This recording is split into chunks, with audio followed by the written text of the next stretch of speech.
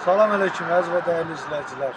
Sizinlə mənə video bloger Böcək Aslanov. Bu günləri Savrulat Media günlərində sizin üçün Savrulat rayonu Heydər Əliyev prospektində yerləşən gözəl bir obyekti göstərirəm. Obyekt sahibi buyurur ki, obyektimiz icarəyə verilir, icarədarlar üçün. Obyektimizin yerləşdiyi məkan Savrulat Molun yanına və Boşluq yolu istiqamətində gələndə yolun solu və Talağayın istiqamətində gələndə isə yolun sağ tərəfidir.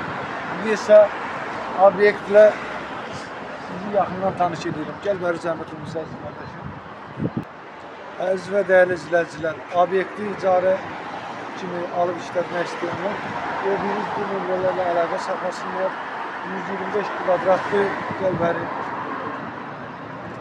Obyektimiz geniş, uzunluğu ve eni biraz da arkadaşlar.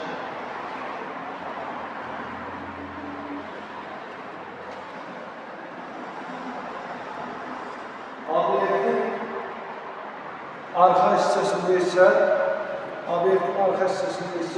obyekt sahibinin ve işçiler için sanitar kuruluşlar yerleşir. 24 saat ışığı var.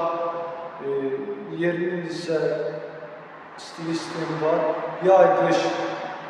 Yayda kondisioner ve kışta ise stiliyle təmin olunur. Əziz və dəyərli izləyicilər, bu fürsəti əldən verməyin. Sağ olun.